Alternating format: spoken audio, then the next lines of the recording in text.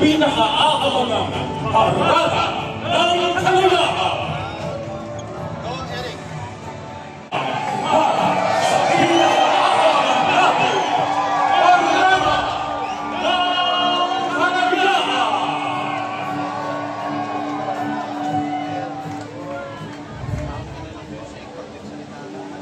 Isang pagpapalaang naga ang aming atid na pagbati sa inyong lahat, ang aming namahalan, ang mga kababayan at panap. Mangyari magsitayo ang lahat upang bigyang hugay ang watawat ng Pilipinas.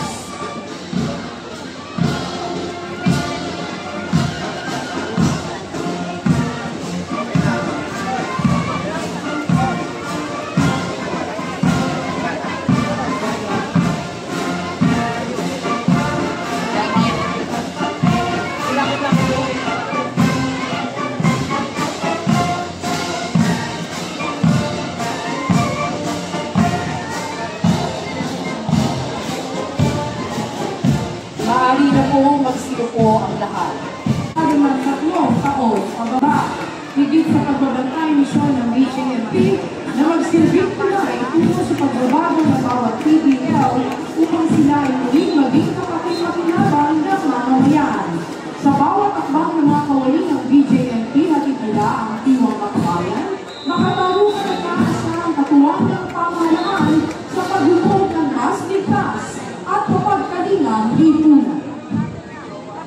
Kinakatawa ng mga mahusay na sinanay at drug enforcement officers mula sa PIDEA Academy, ang Philippine Drug Enforcement Agency ay pangunahing tagapagtanggol ng bansa laban sa illegal na droga. Sa loob na 23 taon, pinangunahan ng PIDEA ang pagpapatupad ng mga batas kontra droga sa bansa sa pamamagitan ng pagbawas sa demand ng droga, pagpigil sa supply at rehabilitasyon ng mga biktima ng droga, at bilang kaagay sa ngayon pamaya sa kampanya laban sa illegal na droga. Nagpamahagi naman ng buong araw ng disiplina, bawat hakbang ng mga nakikita sa kalunan ng Bureau of Corrections sa pagdiriwang ng araw ng kayaan ngayong taon. Ipinamalas nila ang matibay na panindigan ng ahensya sa pagpuli ng pangalagaan at pabuhay ng persons deprived of liberty bilang isa sa pangunahing maligid na Philippine criminal justice system, profesional at may integridad at kauspusang hangarin ang pagbago, isinasaalan ng rigor ang pagsasakatuparan ng dalawang mandato nito, seguridad at rehabilitasyon.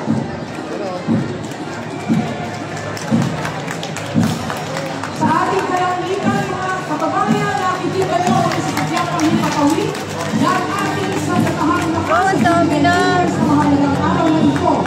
Kabilang po yan ng SF-260 Marcheri, T-41 Yes Canero, S-70I Blanco, S-76 4-Speed at Sokol Aircraft. Naririto mo na ito mga sasakyan gamit pangitna at pang-humanitarian assistance and disaster response operations. Ngayon din ang tauhang kabilang sa special na unit at mga support na unit mula sa hanay ng uniformadong ahensya. Namuna po dito ang ating chemical, biological, and radiological nuclear team ng Philippine Army, ang ating KIA, Light Tactical Vehicle at ang ambulance. Nasa iyo pa rin harapan ang search and rescue team mula po sa hanay ng ating bumbong kakihan ng Pilipinas. Sumusunod po ang ating EPC Army 400 at ang Car Support Vehicle V300 mula po sa Philippine Navy Marines. Nasa inyong harapan naman ang Sobral Ice. Wow, maganda pala pag sa ano. Sa bagay nakita na natin yan, no? Pero parang may bago, no? Ayan, parang bago to. Yung wow. Ang 1.5 mm holders mula po sa ating Philippine Navy Marines. Narito naman po ang Atmos Self-Propelled 155 holders. Paris sa kanilang ating assets. Nariyan mula sa ating Philippine Air Force on Air and Missile Defense System. Ang Command, Control and Communication Band mula po sa ating Philippine Navy. Ang Regional Hall Inflatable Boat mula po sa ating Philippine Navy. Bahagi po ng ito na Nag-iisa ba? Nag-iisa ba? Kahanay naman po ng ating pambansang pulisya ng Pilipinas, yung ating Highway Patrol Group, motorcycles. Ang explosive ordnance and disposal, ganun din po ang P9, CVRMT mula po sa ating Philippine National Police at SWAT.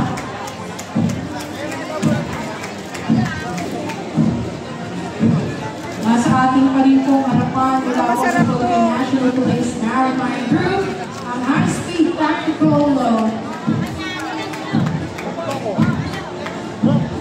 watercraft. Sumusunod po ang Hindi lang yung mamaya pa. Naku, ang dami niyan. Oo, may mga float. May sasayaw pa dyan. Yan din po ang Philippine Air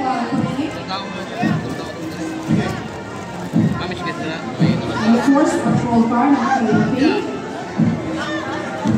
Ang Multi-Purpose Armored Vehicle and Commando B-150. Prominti ng mga muna, sisipin ko Narito yung din isang po set. ang rescue teams mula naman sa ating Coast Guard. Nariyan din ang kanilang watercraft asset, ang Region Hall Inflatable Boat. Kahanay naman ang ating Bureau of Fire Protection, ang kanilang riders. Ang Emergency Medical Service. Ang DFP Rescue Truck.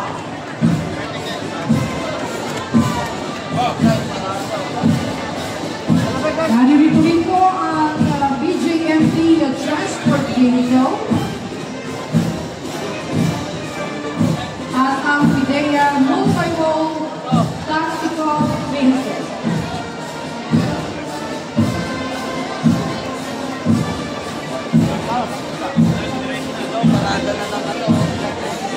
Mga kababayan, ating pong natunghayan ang ating sandatahang lakas, ang pambansang pulisya, ang pagbaybay ng Pilipinas, kasama ang Bureau of Fire Protection, ang Bureau of Jail Management and Technology at Philippine Drug Enforcement Agency, ang Bureau of Corrections, maaasahan, mapaanumang larangan, saan man at kailanman. Sila ang ating mga kagapay.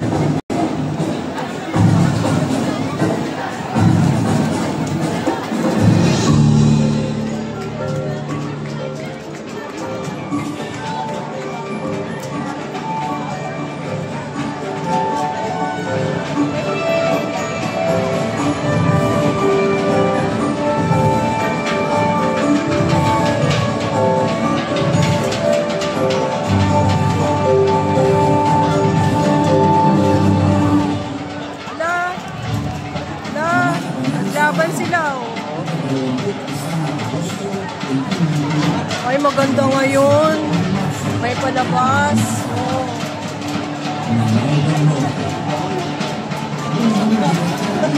Hello, kala ko totoo.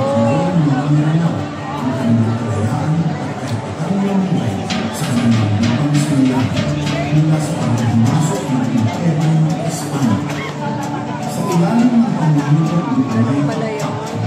Tagumpay nila nagawa ang pagtutog ng mga Espanyol sa lungsod ng Marao, Agosto ng 1892. Pinagdito nilang muli hinarap ang mas malaking pwersa ng Espanyol, Marso 1895, kung saan nagsalit sa kanilang tatak at marami sa kanila. Andres Bonifacio yata yan. Pinagsan ang pagulong ng kamay at nakatulaan ng Pilipinas.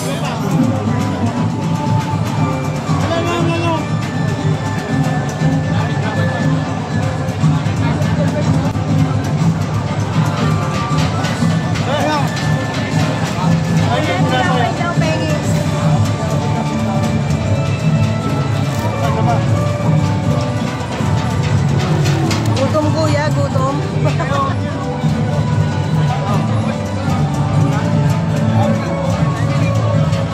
May sumasayaw.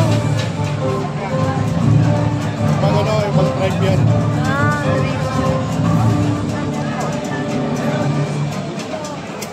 Isang masigawang palakpakan para sa karosa ng labanan sa Marawi. Marawi? Karasa ng labanan sa Marawi.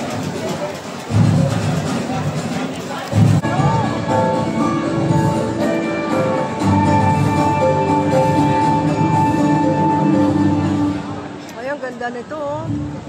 Istiandong. Wala, parang mga totoong tao, oh. Gumbursa. Gumbursa.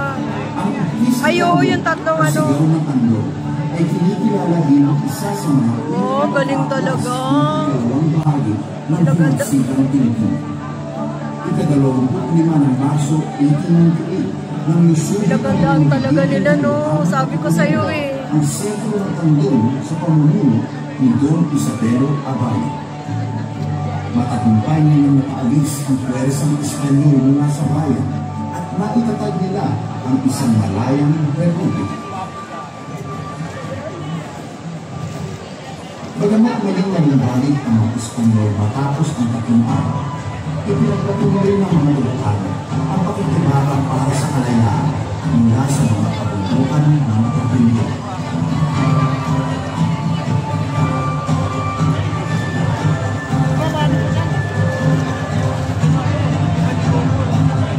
Talagang pinagbuhusan ng ano. Isang masigawang palakpakan para sa karosa ng Itis Bicandol.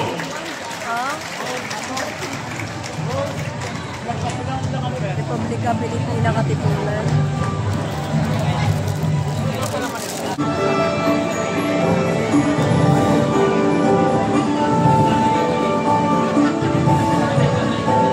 Sunog.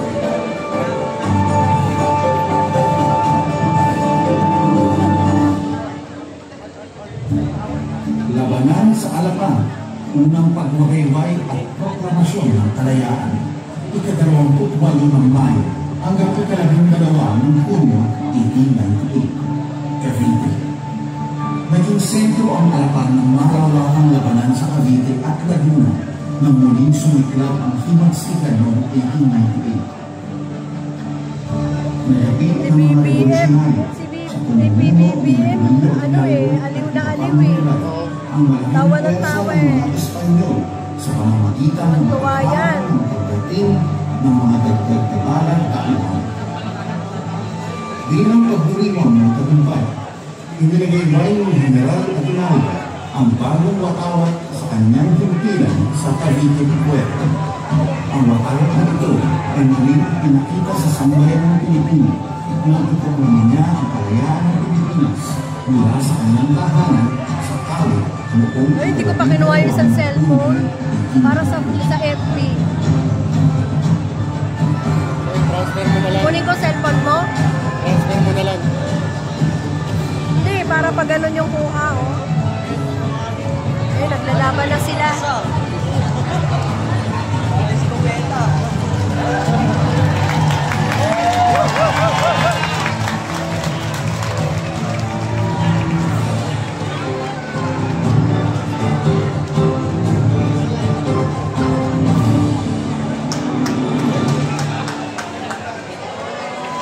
Isang masigawang palakpakan para sa karosa ng labanan sa Alapang.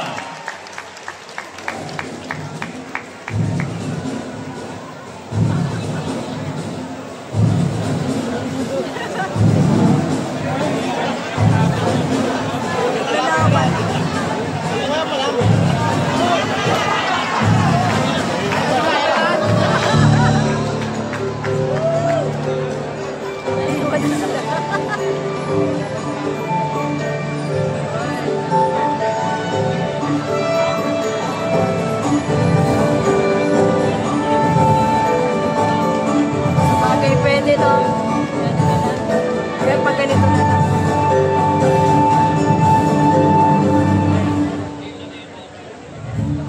ang pagtugtog ng baler, unang araw ng Hulyo 1898. The Siege of Baler. 1899. Aurora. Mula unang araw ng Hulyo 1898 hanggang ikalawa ng Hulyo 1899, pinaligiran ng mga revolusyonaryong Pilipino ang simbahan ng Baler upang makasuko ang mga natatagong sundalong Espanyol. Sila ang mga tumangging maniwala na wala na kapangyarihan ng Espanya sa Pilipinas at musunod sa Treaty of Paris. Inirespeto naman ng Pangulong Aguinaldo ang titing ng mga sundalong Espanyol at ang kanilang paninindigan sa kanilang tungkulin sa pamamagitan ng pagtuloy sa kanila bilang mga kaibigan matapos ang kanilang kayapang pagsuko. Ang pagkilala nito ay patuloy na pinagmula ng magandang pagkakaibigan ng bayang Pilipinas at ang kaharian ng Espanya hanggang sa kasalukuyan.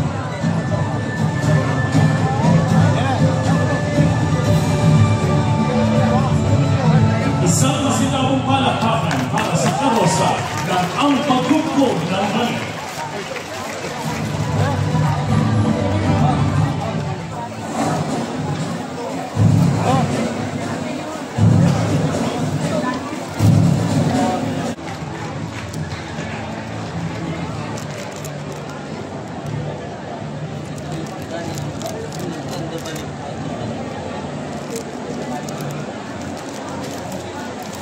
Malawa pa.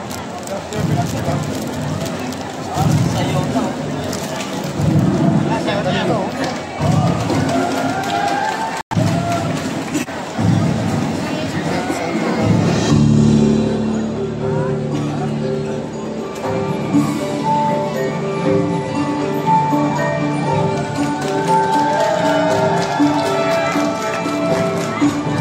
Mahirap yan.